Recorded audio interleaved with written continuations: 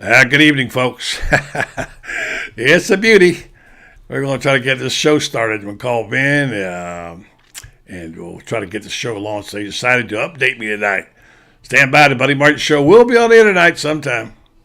It's time again for Buddy Martin. Call him up and tell him what you're thinking. But be kind because he's doing the best he can. Better. Stronger. Good evening, folks. Stand by. Coming to you in just a minute. Mama says that alligators are ornery because they got all them teeth but no toothbrush. Hey, what if the voice calls while you're gone? Take a message. Bye. You ready, champ? I'm ready for this my whole life. I'm incapable of small talk. But that's why you love me, right? Kind of intimidating to be in the presence of so many great athletes.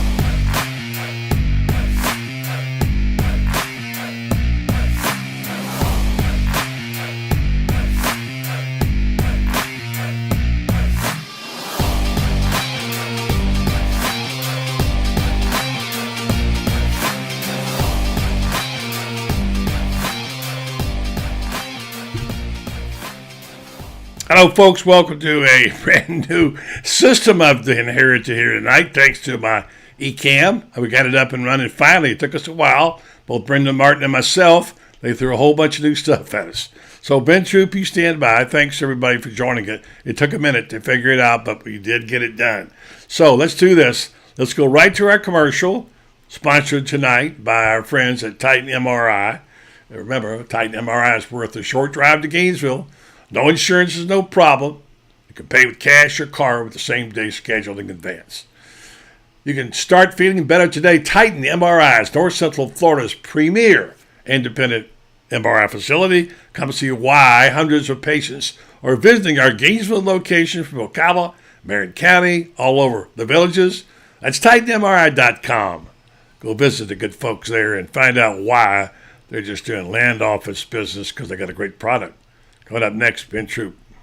Things have certainly got a little out of hand lately when it comes to just buying our everyday necessities. Just look at gas, streaming services, and heck, even chicken wings. Well, there is one necessity that shouldn't cost a ton: taking care of yourself and helping fix all the aches and pains in life. And the fine folks at Titan MRI agree. With costs a fraction of what you'd pay at a hospital, you'll not only save money, you'll be taken care of by staff with over 20 years experience. So when you need an MRI, call Titan first, and you can go where your doctors send their families. Now offering CAT scans. All right, thanks very much, Jeff Cordoza. It's been a busy day with things going on around here, not the least of which is the software tricks they're playing on me, folks. I'll say good evening to you, and thanks for joining the program and being patient. David Baldoff, dilly-dilly to you, my friend. We're joining you tonight on YouTube and some other places with our new software program, Orange and Blue Blood Thursday. This is where we get a little bit more intimate with our fans, the friends. We talk more about ball and about the fans' needs and things happening. And I know there's some things going on tonight that you're going to want to know about, all right? As I say, good evening to Andy Heyman, Terry Johnson, Gene McLean, Robert Turner, Michael Burton, Larry Gross. And, fancy blue background. I don't know what that is, but thanks to Dan Bond, who wrote a terrific piece today on Gator Bait. Yesterday, actually, on Trinity Thomas. So, some stories up and running right now, folks. If you don't know about Gator Bait, go to GatorBaitMedia.com. Check out the plans and see if you want to get involved. So, Dan Bond's already thinking about softball. He saw Dan Bond. He saw Tim Walton. And of course, Dan's our special correspondent and friend. He wants to talk about Tim Walton, softball coach, who was on Gator Talk tonight. Good stuff. I'm sure you'll keep us in the loop, and I love that about this group. We're very good about keeping us in the loop. We're expecting to hear from our friend Ben Troop tonight. Somewhere out there is Lauren Meadows. I'm not exactly sure. Pardon me, had kind of a spicy meal tonight. We'll want to get with him. And also, it's Thursday night, and that means what? The Iron Duke. Let me hear it from the Iron Duke, folks. I know you love having him on. He's got some terrific pieces online. Again, I don't talk about this enough, and I'm trying to do better, reminding folks about Gator Bait. And some of you are subscribers already, and we appreciate that. We've been battling it and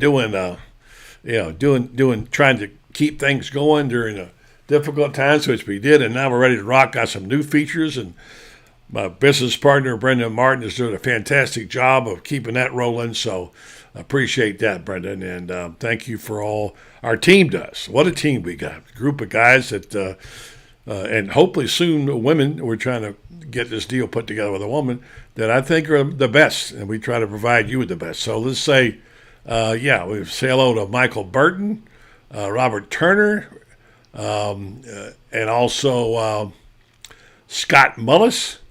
Buddy, we got you shared tonight in the Big J Report. Thank you for doing that. Scott in the Big J Report. All right, Scott, thank you.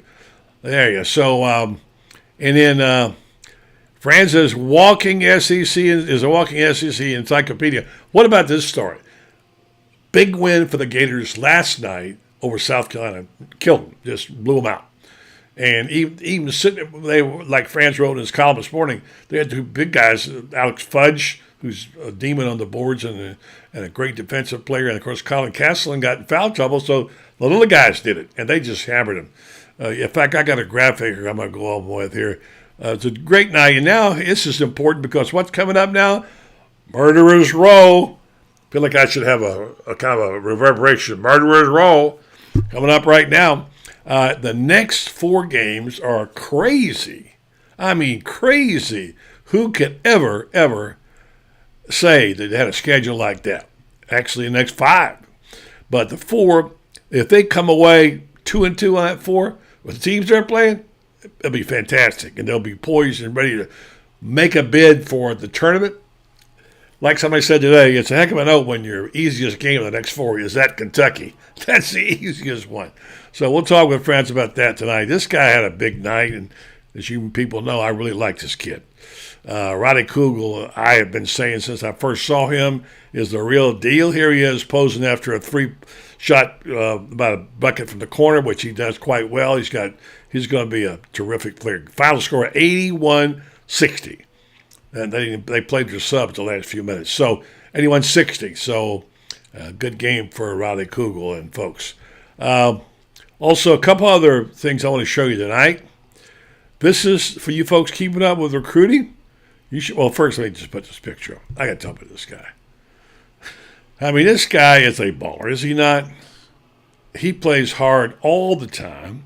He's physical. He's an incredible rebounder, a really good passer from the post, from the one. He's really knows how to dish the ball off, and he hustles.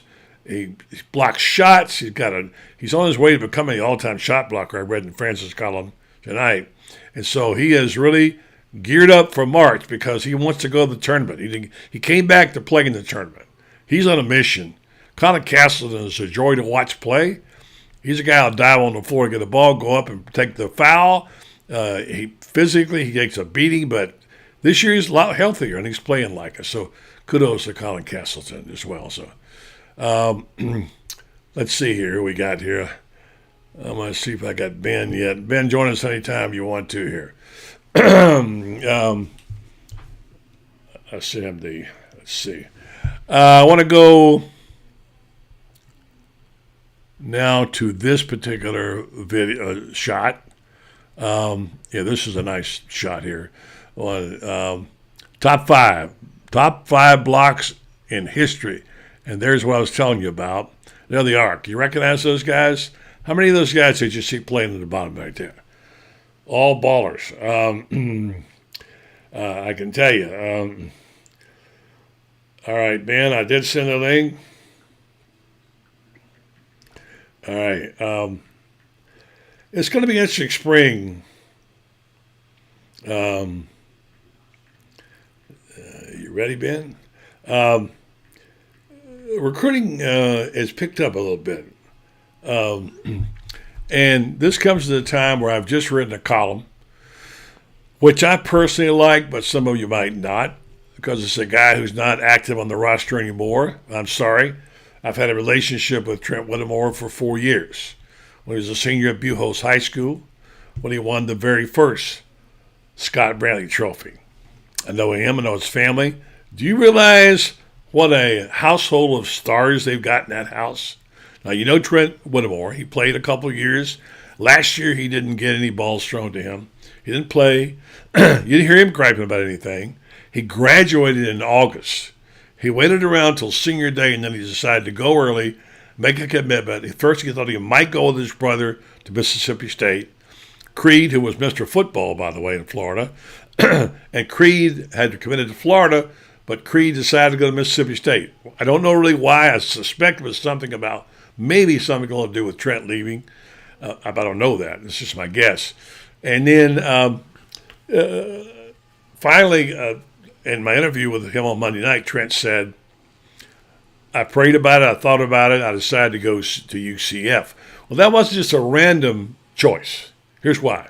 First of all, his dad, Mark, who was a state championship coach at Buchholz in high school, and a good player there, went to UCF in the early 90s and caught 100 balls for over 1,900 yards. Was a star there, and they were not yet Power 5 school at UCF. They were not yet actually Division I, as they called it back then. They're not a Power 5, but they are now because they joined the Big 12 this year, remember. So now it's interesting. I talked to Trent. I wrote this column on Gator, which is be on tomorrow morning, according to what my editor tells me, my publisher, Brendan. And here's the thing. There's a great connection there because the guy who's his offensive coordinator at UCF was his dad's quarterback at UCF. So they're keeping the tradition going. Now, meanwhile, Creed, who's going to be a heck of a player, by the way, already is, has gone to Mississippi State. Don't forget, there's also options available to transfer if people want to these days. So anyway, this is a story about the Whittemore dynasty because in that family, listen to this, not only did they have Trent, but the older brother Troy played it, older brother went to Troy, and he was, he played there, and now he's at Mississippi State. And then his younger brother Creed is going to, not Mississippi State, I'm sorry, he went to Troy, played it, I'll get this right. His older brother played at Troy, and now is graduated and went to work at Mississippi Southern. Okay, get that right. Secondly, Creed now committed to Florida, decommitted, went to Mississippi State. Trent, the transfer portal, and decided to go to UCF, where his dad was a star player and his dad's quarterback is the offensive coordinator. So there's a big connection there. Now get this. His mom, you might not know, was a 3-time All-SEC volleyball player at Florida. Yeah, yes, he was. 3 times, okay? You think there's some skills in that family? So there's one little brother left. He's 13. And I said, what's he going to do? My guess is he'll go become a wide receiver one day. Andrew, right now, Mark says he plays golf. We'll see what he's going to do. His dad's not going to push him. So that's quite a family. And I just said in this column I wrote, I said, for me, it was kind of a sad departing because in an era when you don't get to know people anymore, you don't get to know people because of the system set up, and people in the media don't get a chance to know the players and coaches. It's difficult because you can't have relationships, and relationships are what it's all about. So that's all we got going on there, and I know he'll do well. I wish him the best, but unfortunately, the way things worked out, he had to leave. And here's the thing about it. He's not the least bit bitter. And he's a guy that will do well. He says nice things about Billy Napier, and about Kerry Colbert, the wide receiver coach, as well as Dan Mullen. And he was signed by McElwain, by the way, and Billy Gonzalez. Really nice things. So that's the thing there. And the Whittemores are not the kind of people who complain. But you won't hear a peep out of them. That's rare today, isn't it? Rare. So I really have a high regard for that whole Whittemore family household. They're classy people. They'll be. Mark has just retired as head coach at Buchholz. They'll be making a lot of trips, obviously, to Starkville and down to Orlando, and they'll be seeing their sons play. And good for them. So it's a happy ending, and. All right, we're going to do this. We're going to take a quick break. We're going to hear from our other sponsor, and come back, and hopefully we've connected by then with, let me grab this bite right here, with Ben Troop, who's having some problems, and, what the heck, it might, no wonder tonight we're having kind of weird things. Remember when we had all these crazy things happen to us, and, we've had these updates come out of nowhere and what have you. Well, we're doing that now. We got a brand new system. We are on YouTube tonight. Thank you, folks, for watching us there, and let your friends and neighbors we're on their YouTube. And so we will do this. Let's go see if we can get our friends on from. Hang on. Here. Time to catch up with our friend Jeffrey Melton, who's always got stuff going on, looking good as usual. And by the way, lots of good stuff coming up. Congratulations. You got a 20th anniversary coming up pretty soon of your Scholar Athlete program, which has done a lot of good in the community. I know you're proud of that, Jeffrey. Yeah, actually, buddy, it's 25 years. 25 years. Wow. Time flies, doesn't it? Congratulations. We started it in 1997. All right, let me start that again. I'll get that right. Hold on. Time to catch up with our friend Jeffrey Melton, who's always got his shirt tail in the wind doing stuff, and meanwhile, celebrating milestones. Jeffrey, first of all, hello and welcome back, and congratulations. You got a big milestone coming up for your Scholar Athlete program, 25 years. Yes, buddy, we're really excited. We started it in 1997 with Larry Vittel, who had the Sports Scene show. And after a couple of years, TV20 called us, and we joined up with them and got even greater exposure. And we've now given away over 650 scholarships to local scholar athletes in Marion County, Alachua County, and all the adjoining counties. I know you're proud of that. And by the way, I remember Larry Vittel. We worked together for a number of years. I guess he's up in New York now. Let's talk. All right, thanks very much, Jeffrey Melton, Melton Law. Our group is kind of scattered tonight because we had issues getting on the air, but we're back now. I'm glad to see my broadcast partner, hardworking man. Not only is he a hardworking man, he also does a great job of taking care of his parents.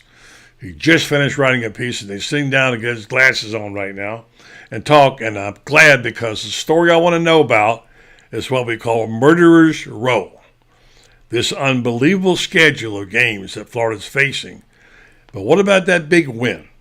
Was it kind of a fluky thing? This is a team that went to Kentucky and beat Kentucky.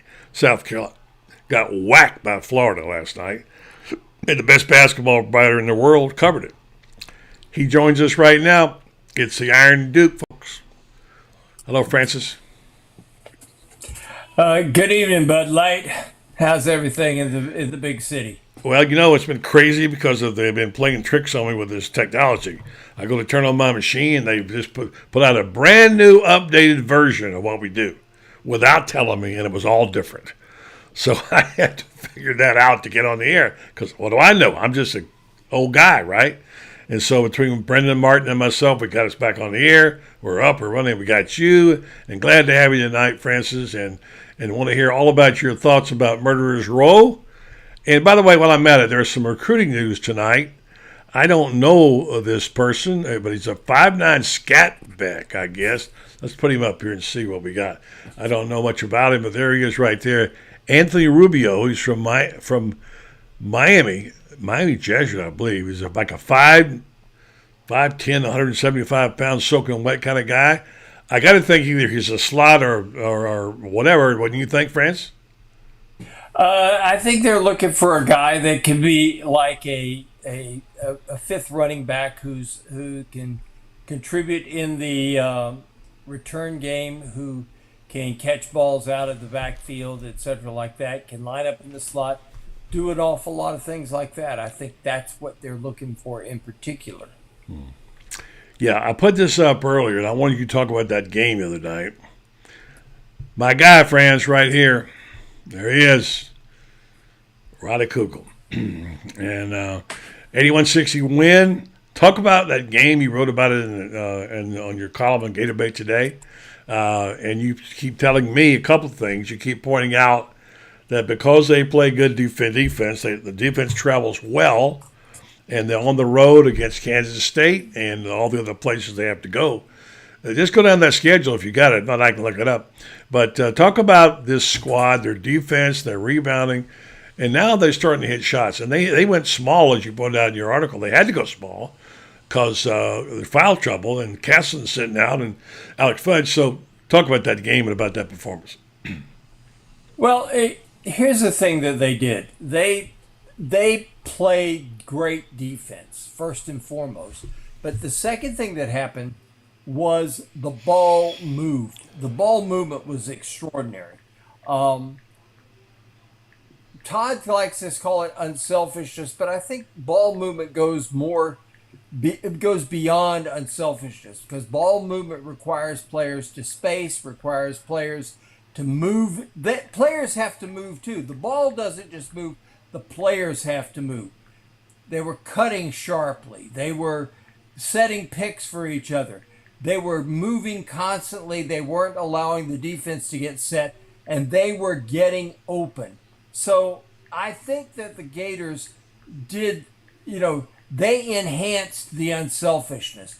When you get all this movement going and the defense can't get set and you get guys getting open, it's a lot easier for guys to find them with good passes. And that's what we saw. I'll tell you who was brilliant in this game. Riley Kugel had a tremendous game, and he is a budding superstar for this team.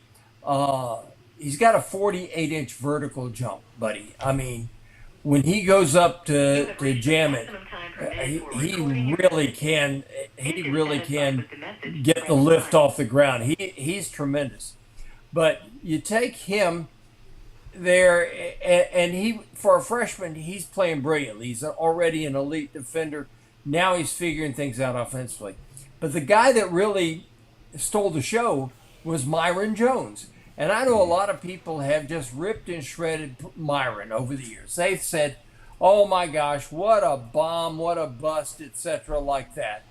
But here's the thing about him, is he is a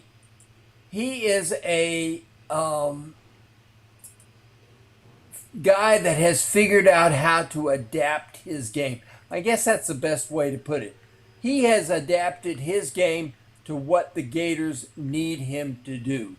He's become, along with Kyle Lofton, think about this, buddy, in the last two ball games, these guys have 23 assists between them and 0 turnovers. Wow. That's amazing. Todd said, that's insane. It's beyond insane. I've never heard of two guys like that who make great passes, who don't turn it over.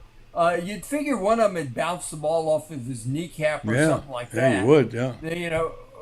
Or threw the ball through somebody's hands and he got charged with a turnover because the ball went through somebody's hands. Yeah. But that wasn't the case. These guys made great passes.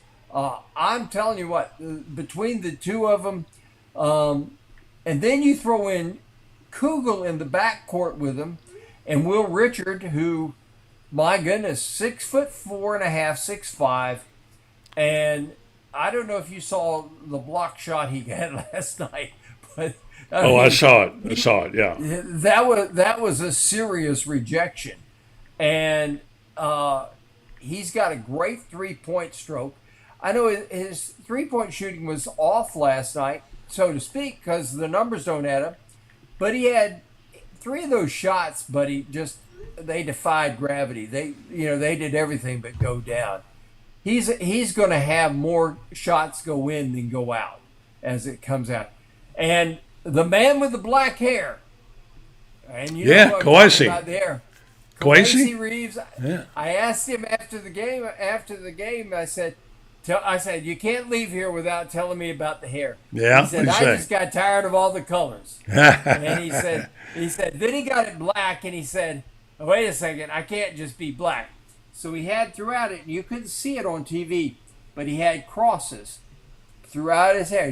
He's a Christian, and he kind of advertised it because he had crosses it done in brown in his hair. You couldn't see it on TV, but you could see it up close and personal there. And he said, I asked him, I said, when did the change come about? He said, yesterday, thought about it, decided I needed something new. I'll tell you what, that's that dunk. Don't change it. Oh my gosh, that was a dunk. He got asked where that ranked among his all-time dunks, and he said it wasn't even a top 10. He said, really? He said maybe for college, but he says if you count some of the ones he had in high school, he said nah. But that's another one. You're talking about a 6'7" guy that gets up. I'd say probably 41, 42 inches off on the run. On the dead run too, by the way, just pops it through there. Yeah. And I mean, he was leaned out like this. I mean, he was this way. You know, he wasn't. It wasn't straight up like this. He was out ahead with the ball up ahead. It was kind of Jordan-esque, you know, because we see the Air Jordan thing with the arm extended out in front of him like this, and that was that kind of dunk. It was pretty ferocious. The one that Kugel had coming off the baseline wasn't too shabby either. No, I love that kid. You know, I've been on him since then. I'm not a Johnny Come Lately on him. I've been like him from the first time I saw him, and I think we hadn't, like you said, we hadn't even begun to see his talents yet. But you got to talk about this guy. I mean, how could you get anybody to play harder than this guy right here? I mean, really? You wrote today. Let's see, he's one of the top 5. He's now the top 5 in blocks. Did you know that? You probably did. You wrote it. Oh yeah. And there he is. There. I mean, and he's also a combination of a really good passer. He has good passing, good instincts, and when to dish the ball out of the post, which I think is really. And he's developing a little mini jump, you know, which he probably needs to extend if he's going to play in the league, you know, or not. But and he does occasionally lose the ball on his feet, but then a lot of big guys do. But boy, he has had a great year. Boy, it sure makes a difference being well, doesn't it, when he's not injured? Oh heavens! You know, he played with one arm last year. People don't realize that. Being a torn labrum, he played right-handed last year. He only had one hand that he could use. Get this, buddy. He leads the team in scoring, rebounding, steals, blocked shots, second on the team in assists, and first in free throws. What about shooting percentage? He's up there. I mean, he's just got it all. He is the indispensable player for this team. Everything runs through him. And, you know, think of the Florida offense when he's in there. It's like this great big wheel, and he is the center of this.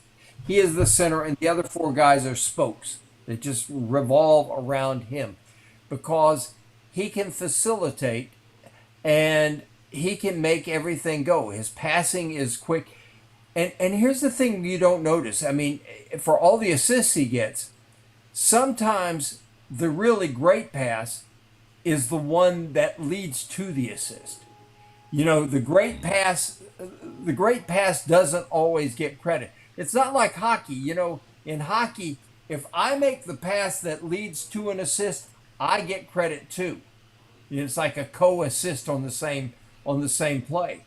You know, but it has to be in the NHL. It has to be a guy whose pass directly leads to the pass that got the assist.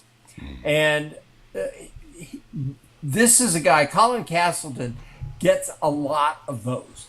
He makes a lot of passes that the next thing you know, here comes the pass that gets the assist. But really the great pass was the one that he made.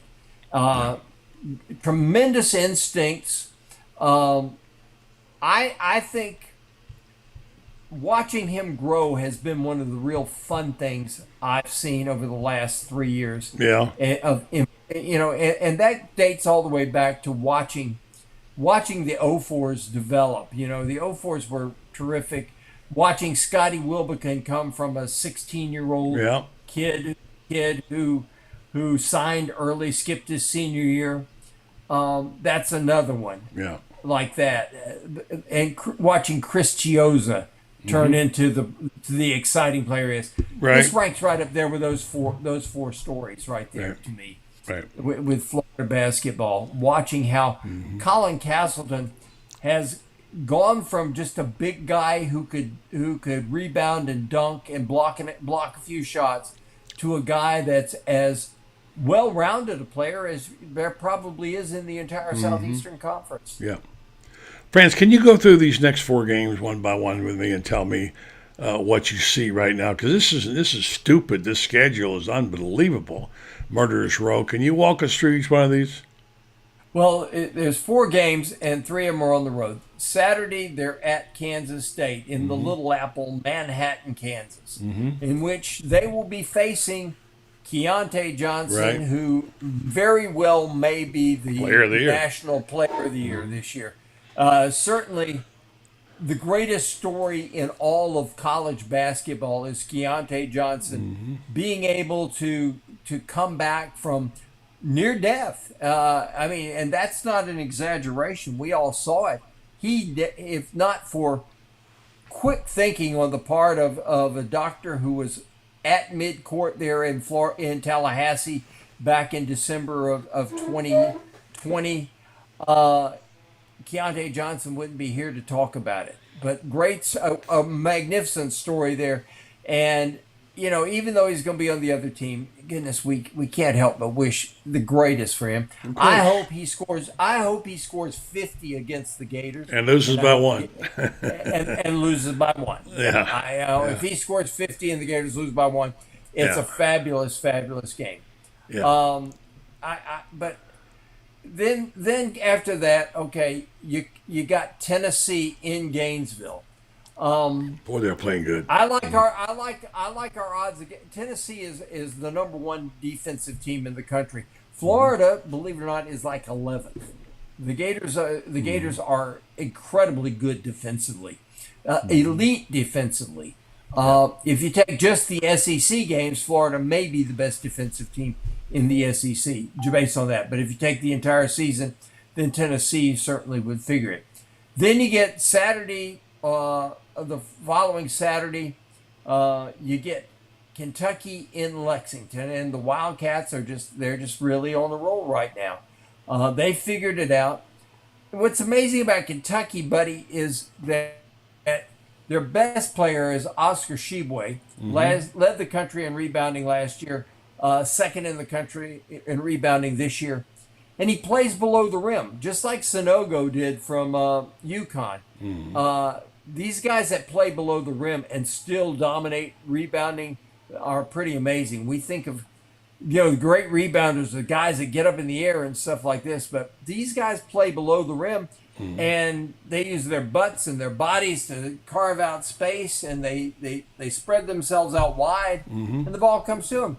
I mean, people don't realize Dennis Rodman for years was as effective a rebounder as there was in the National Basketball Association. Well, as good as there was ever been, for that matter. Hey, France, hold on one second. Let me go ahead. How about just bring in Lauren? Go ahead. Rodman rarely grabbed rebounds above the rim. Rodman rebounded with his feet, and that his eyes are seeing the ball and his feet are going there. He rarely blocked out. This is one of the things that was so silly about him. We hear people talk about, you got to block out. Well, he didn't need to. He was so well positioned. But he just followed the ball with his eyes. And now you take a guy like Tshiebwe and a guy like Sanogo, they rebound the same way. They're following the ball, but they also got these tremendously wide bodies. I mean, I think Tshiebwe's 6'9" tall, and he's probably 6'8" wide, it seems. But that game's going to be a real tough one for the Gators. But here's what the Gators can do against Kentucky. That's a game in which Castleton has to stay out of foul trouble. If he stays out of foul trouble, the Gators have a shot because they can defend the perimeter on Kentucky. They really can defend the perimeter. And got to remember somebody, teams are shooting 25% against the Gators in conference play from the three-point line. Yeah, great defense. So great defense, I think. Then comes at Alabama. I have hope for the Alabama game. You know why? Really? Why? Mississippi State should have beaten them last night. If Mississippi State doesn't screw up in the last 5 minutes of the game, Mississippi State goes into Tuscaloosa. This is the same Mississippi State team that the Gators beat in Stark Vegas, and they go into they're 1-7. They went into Alabama, and they had Alabama on the ropes. A couple of favorable calls, a couple of bad Mississippi State mistakes. Realistically speaking, Mississippi State should have won that ball game. Florida's got a chance, but again, here's the key with Florida in all 4 of these next games. Colin Castleton cannot get in foul trouble. A. B. Alex Fudge has to come back because you cannot go small against any of these 4 teams. The Gators were able to win by going small last night. You're not going to be able to do it in the next 4 games. You've got to have, your size. And here's hoping that C.J. Felder, he's gone from the team for personal reasons. Not permanently? Hopefully, no, he's not gone permanently. He's gone. The door is open for him to come back. It's for personal reasons, and hopefully he gets his head back together again and rejoins the team because he's 6'7.5" and he's 240 pounds. You can't teach that bulk, and he's a good rebounder. You need a guy like that. Plus, he's got something else you can't teach, and that's 5 fouls in the post. You got to have those. You got to have those fouls in the post. Let's bring Lauren in here for one quick comment, and that's a good wrap up, friends. That murder. Hopefully, you'll be your article on the Saturday. Look who we found also at the same time. Before Lauren gets to say a word, finally, this has been a crazy night. I've had technology issues. I've had getting the links to Ben issues. I've had problems getting a hold of Lauren. I mean, this has been a night of nights, and now here we are all together again on Orange and Blue Blood Thursday. Ben, Lauren, good evening to you. Welcome. Oh, good evening. I don't listen. I don't know what's going on with this technology. I paid the bill. It just let me down when I listened to it. But we did make it. We did make it. Not just you. I mean, we had ours on. We turned our computer on tonight. It was a brand new software program in there. Had to figure that out, how to get on the air. That was fun. So we started late. Thank you for your patience. This is always my favorite night of the week with you dudes. Franz has done a masterful job of explaining the basketball journey and what's happening and what's facing them. We got a little news in football tonight, guys. They got a new running back. I guess he's probably going to be he might be a slot. The guy from Miami tonight. He's a preferred walk-on. Is that what he is? Okay. Okay. He's the son of Senator Marco Rubio. Really? Rubio's wow. Okay. Didn't know that. So political clout. Huh? You got to remember something. Marco was a college football player who went up to a small school, Division II school in Kansas, and he was doing fine up there until it snowed. And he's from Cuba originally and then from Miami, and he took one look at the snow and said, "What's with the white stuff?" And then he decided to come back, went to Santa Fe Community College, waited on tables at the Brown Derby.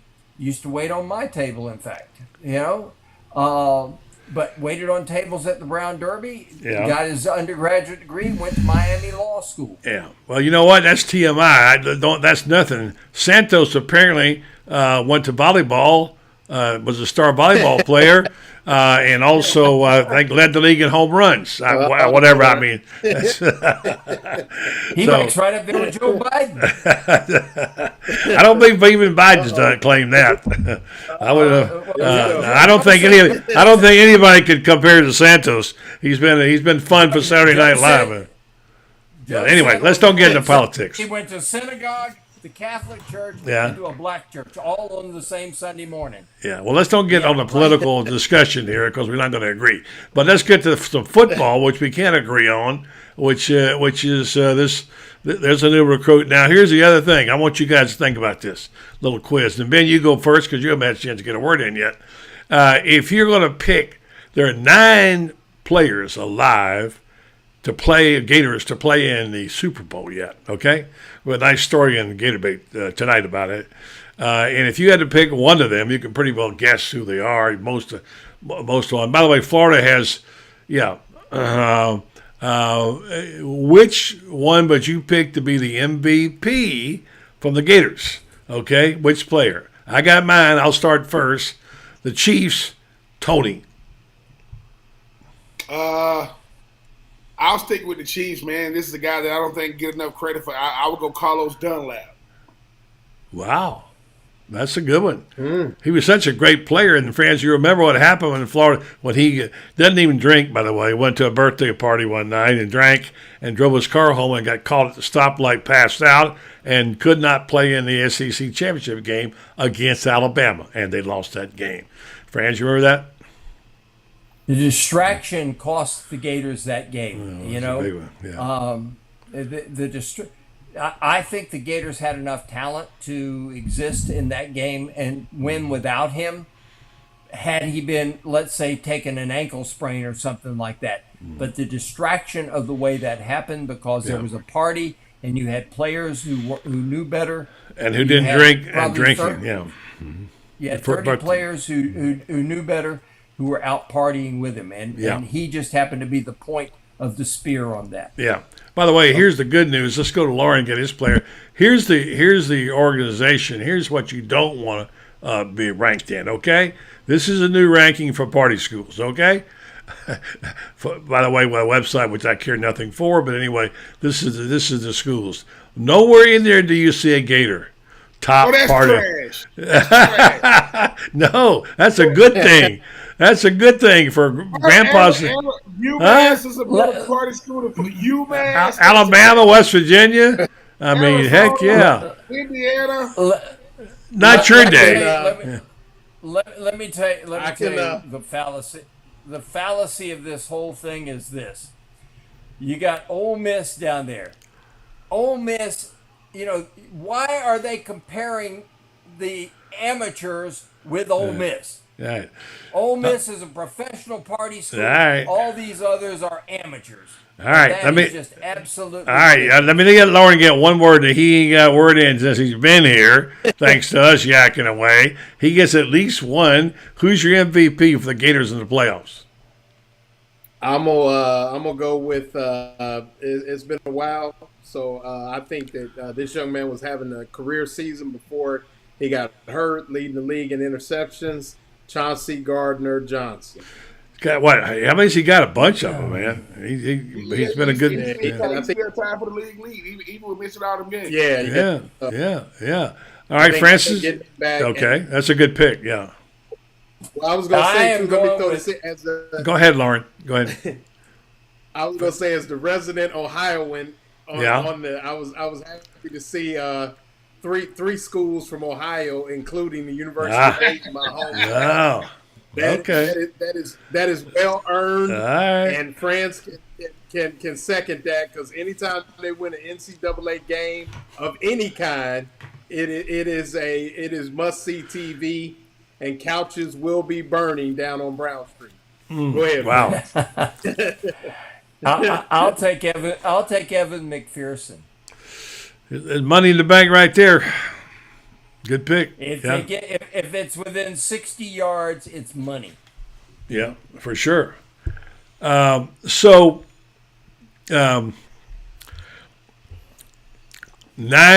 Gators can still make it. There you go.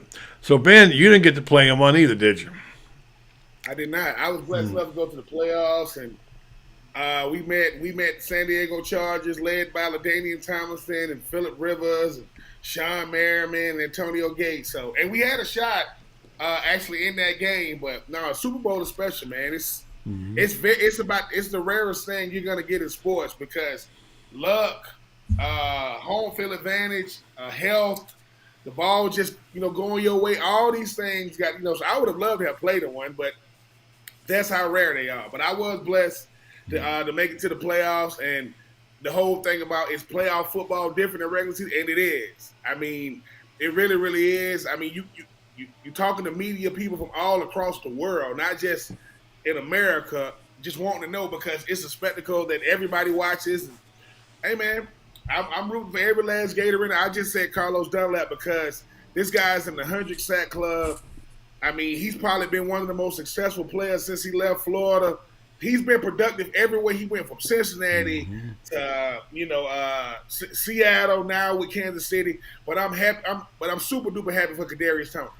I mean, I don't understand what they didn't see in with the Giants. I don't either, man. Wow. But listen, that is the best phone call he ever got. Hey, man, you getting traded. Where? Kansas City? Oh, my freaking God. Let's go. There you go. Let's back it up. Yeah, that was a great move by Andy Reid, and that's team now. Just what they need, one more weapon, right? It's crazy. Now, you know what's crazy? You know what a lot of people don't know about Kansas City? The running back, Jerick McKinnon. Jerick McKinnon's older brother is Lester Norwood. That went to Florida. That is his older brother. Okay. My junior year, me and Lester took a picture, and little young Jerick McKinnon is standing right in front of us at the banquet. Who would have thought in 2013 he would come to the Swamp and beat my game? He was the running back that we could not stop. That was Jerick McKinnon, the younger brother of freaking Lester Norwood. That boy gives me nightmares every time I see him. Yeah, that hurts. That hurts. All right, so let me gather around. Let's talk a little among us brothers right here now.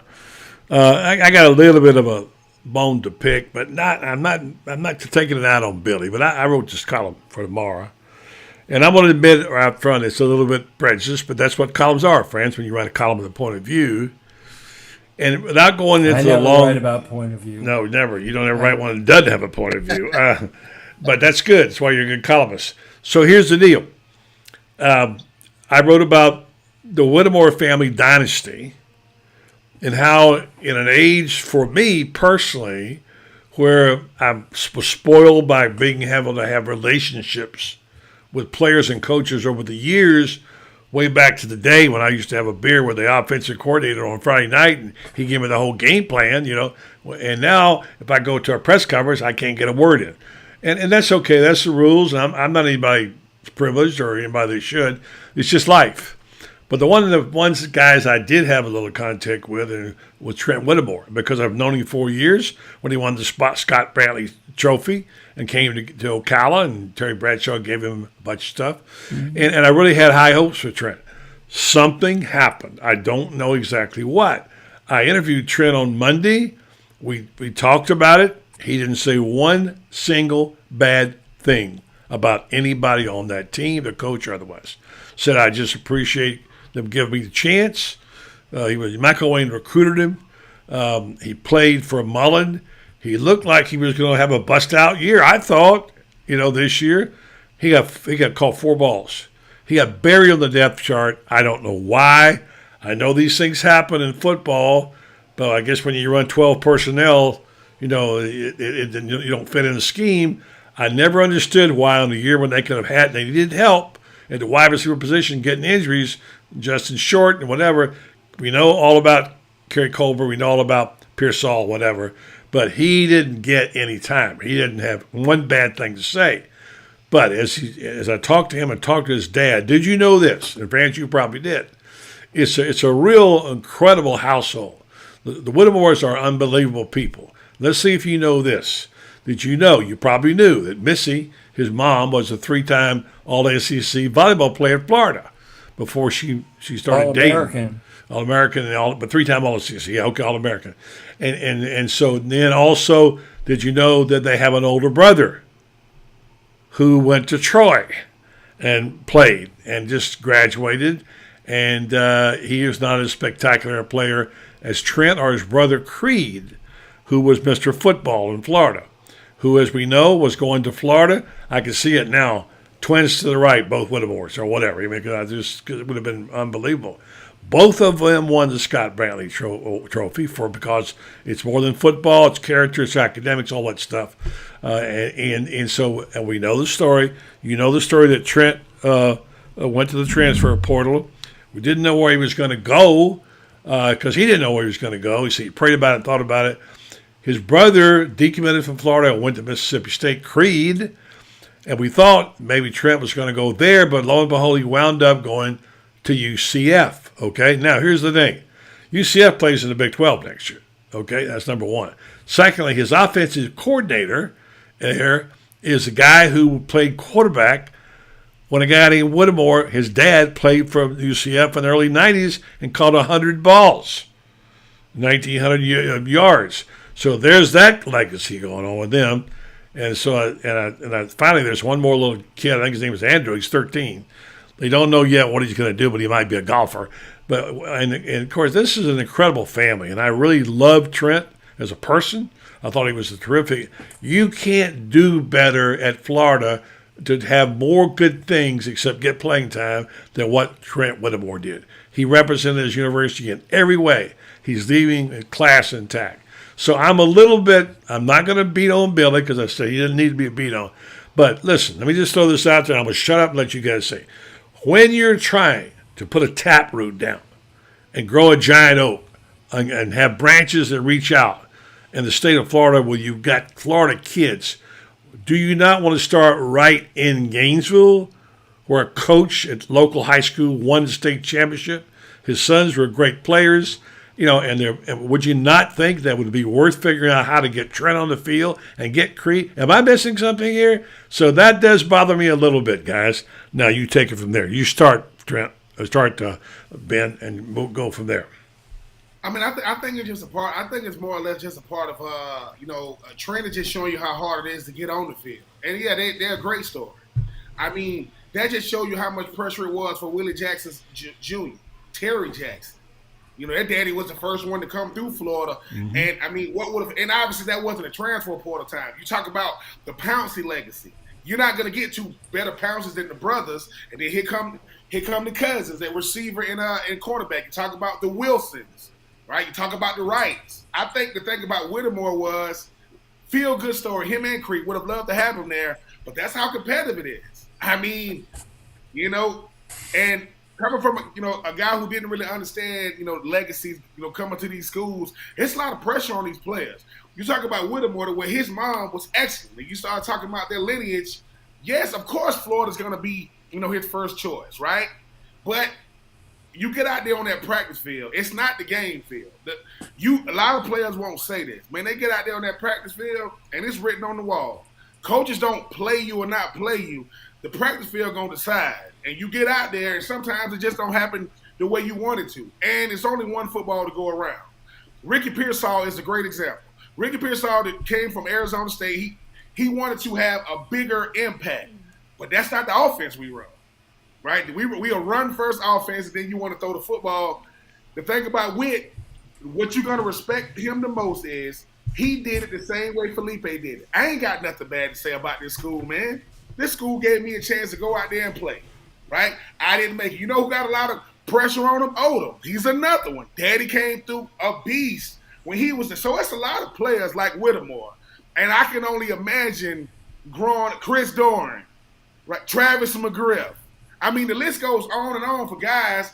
And sometimes, buddy, it works out, and sometimes it doesn't.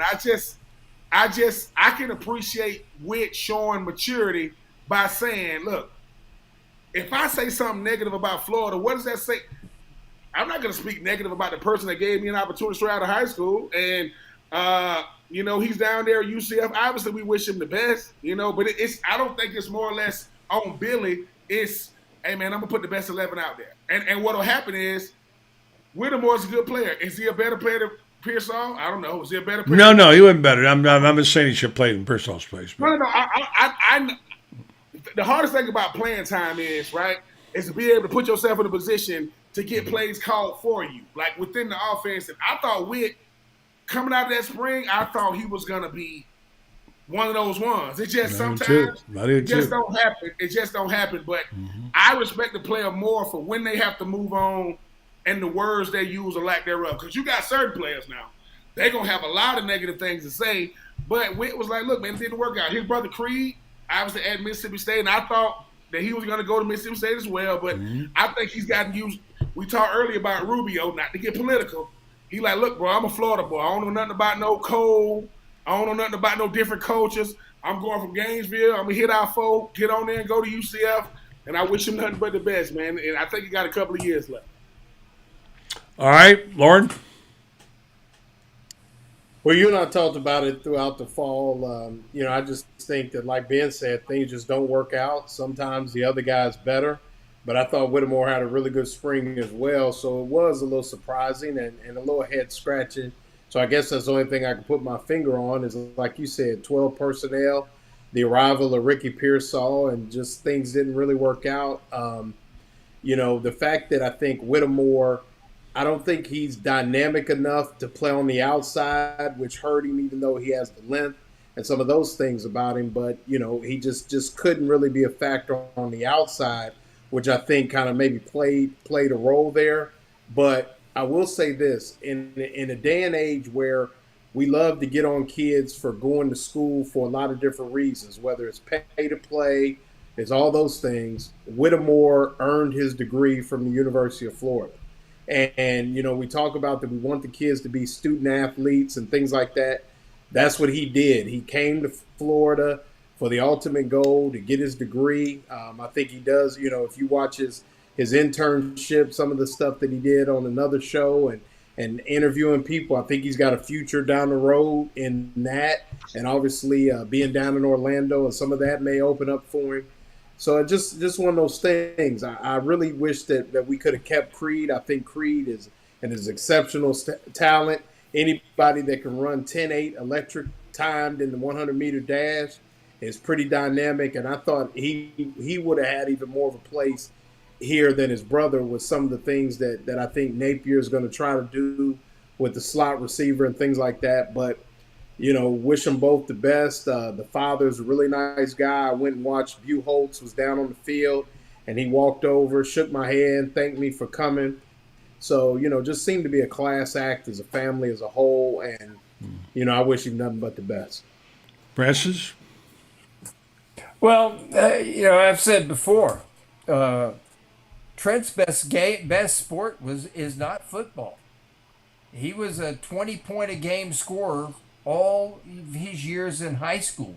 And I mean, a tremendous shooter. I saw him play in high school and thought he was a Division I basketball player and a really good one. You're talking about a 6'4" guard who could handle the ball, could shoot the ball, has his mom's footwork. People don't realize the kind of footwork it takes to be a setter in volleyball, and he had his mom's footwork. Could move, knew where people were. I think his problem was this. Florida did not have enough speed on the outside this year. They did not. And Billy had to make decisions about, okay, I got to get the most speed I can out of here. And Trent is not a burner. He's not. So Billy had to make decisions and put guys in there who are faster. It's like Ben said, you got to put your best 11 out on the field that can impact winning today. And I don't think it was a knock on Trent that Trent necessarily wasn't playing as much as it was Billy had to get more speed in that lineup to try to get people to back off of the line of scrimmage because of the running game that he had with Montrell and Trevor Etienne. It's kind of like a Naquan Wright. Naquan Wright is a terrific kid. Billy loves Naquan Wright, and I think Naquan Wright loves Billy. But Naquan Wright understood one basic thing. He can't break a 60-yard run like Montrell or Trevor Etienne can. And that's why they played and he didn't. That's why he transferred out. So I think it's a case of you got to go with, as Ben says, you got to go with what's going to win you the ball games, because guess what?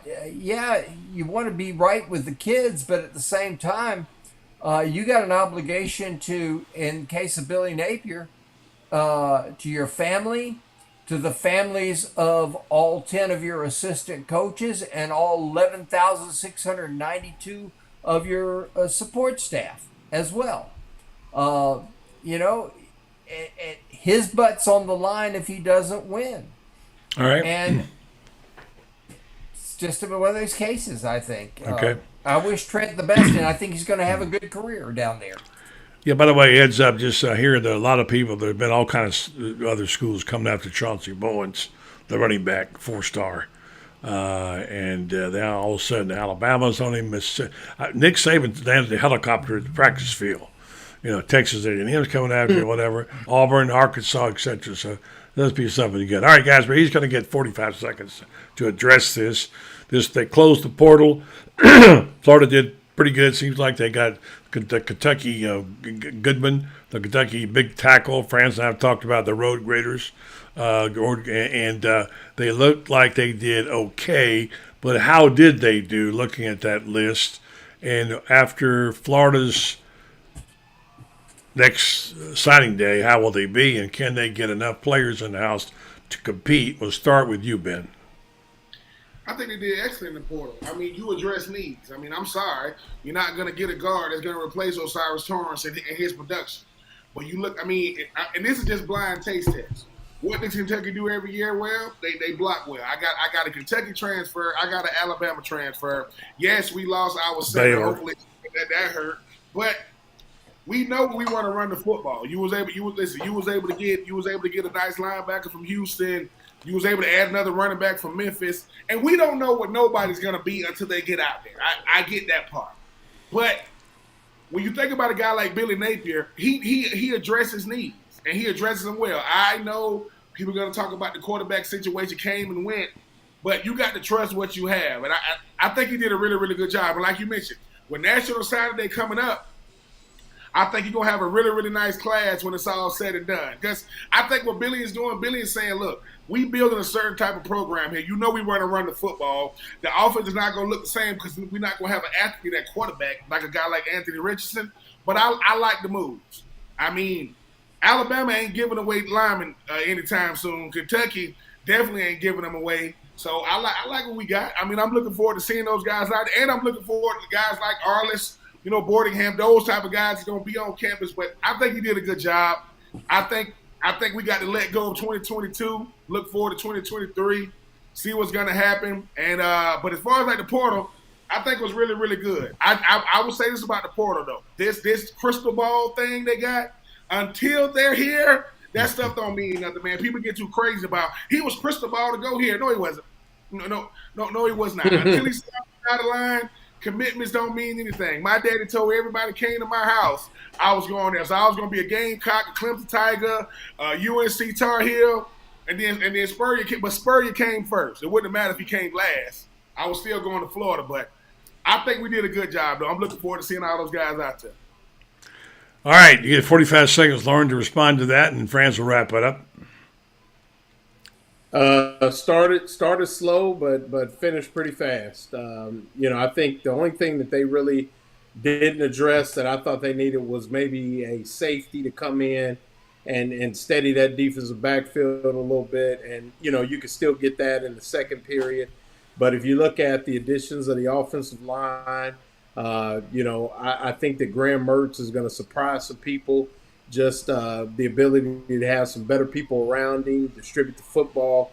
I like the pickup of the two-lane running back. So, I mean, I think right now, like I said, we're just at wait-and-see mode.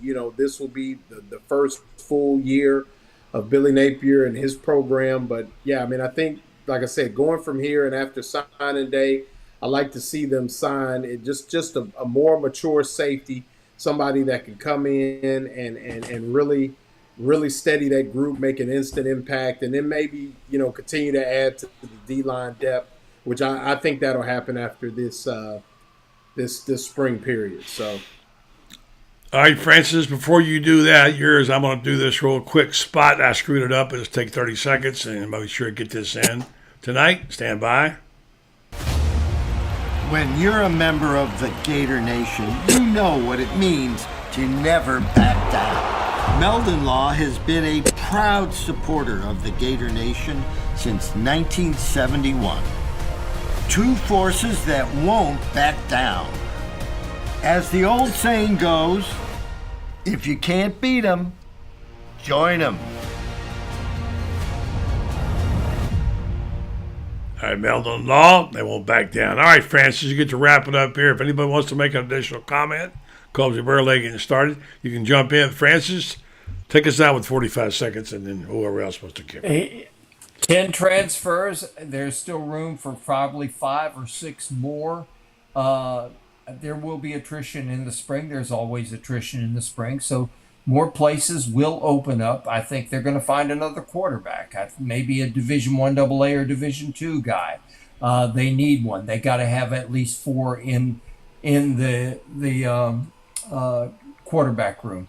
You don't have enough running backs. You got to add one more there, etc. like that. But by and large, okay, you got 3 big offensive linemen. Florida's offensive line is bigger than our basketball team in terms of height. We got more size there.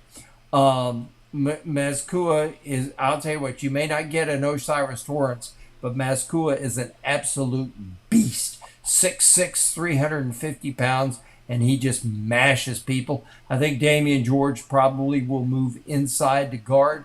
Played some at guard at Alabama. I think that's going to be there. They got 3 linebackers, all 3 of whom are going to play. I agree with Lauren. They need somebody back there who is a traffic director. And I got to say this: who's Ventrell Miller? They don't have Ventrell Miller. Mm-hmm. That's who I'm looking for right there. They got to have Ventrell Miller. One of these 3 transfer linebackers better be. I think Mitchell could be. People forget he was a 5-star guy that got hurt, and that's why he was set to have a big year this past year at Ohio State. So I like what they did there. I'd like to see him pick up an experienced wide receiver, maybe Terrell Harrell, who transferred out of Alabama. He got hurt this year, didn't play, but he's a guy with who averaged 20-something yards a catch at Louisville. I'd like to see them add a guy like that as well. All right, guys, anything else before we go out tonight? And yes, Robert Turner will work on that T-shirt, but we just can't get it that fast. We'll work on that I-75 Road Gooders. Anything, Ben, before we say good night? Ben? I'm gonna call whoever I get my internet through, and I'm gonna complain. I'm gonna say my name is Buddy Martin, man, and this is some nonsense. Right? This is ridiculous. They'll cut you off. I will say I'm looking forward to this spring, and it's just like I'm in Georgia country, man, and these Georgia people, they kind of subtle. They ain't really crazy friends. A dude told me, you're not supposed to talk trash. Georgia won back-to-back. I said, well, when I looked on the 40 years, y'all on there twice. We on there 3 times. They're like, congratulations. I would talk trash if Florida lost every game. Now, I ain't going to like it. I said, but I don't know about Georgia. I'm talking trash regardless. Like, I said, who you going to root for in basketball season? He goes, I'm rooting for Duke. Exactly. Because you ain't rooting for Georgia. I'm just saying. And Duke sucks this year. Huh? And Duke sucks this year. Hey. Duke is bad this year. Not just they're bad. Lauren, final thought? It's going to be a good weekend of Gator sports and a little football. So, you're waiting for track and softball. I know you, dude. You waiting for that track and softball. I'm going to say I think the we got indoor track up at FSU this weekend, so I'll be checking in on that, and it's just going to be a good weekend. All right, Francis, I know you're happy. Basketball's going well. It's going to be interesting next 4 games. Can't wait till Saturday, and like you said, let's hope that Florida wins by 1 and Chianti scores 50. That'd be a good ending, wouldn't it? Oh, I definitely agree with that. And tomorrow I'm going to be at the gymnastics meet where the Gators get the poodlettes. Yeah. And Florida is going to absolutely crush Georgia tomorrow. I mean, this will be righteous. Then you can take that to the bank, put it on your radio show. But Florida, what Florida does to Georgia in gymnastics tomorrow is going to be called child abuse. Is that a crystal ball? Is that a crystal ball you're talking about now, Francis? Yeah, all right, my man. Florida's that good and Georgia ain't. Gee, I never thought Francis would say that, did you guys? We're a gymnastics, softball, baseball, track, and swimming school. But not football, yeah. Right. There you go. All right, guys. Great job Football's been tonight. put on hold. Yeah. Thanks, guys. Have a good night, everybody. Thank you. See you guys. All right, folks. Thank you for listening and watching. I want to remind you of my friends at VentStar who do a terrific job at supporting our community and also supporting our program. They've always done that. We are most appreciative of what they do there, and we respect what they do. Well, they have a clinical research facility that's really first class, and they're doing all kind of clinical trials there.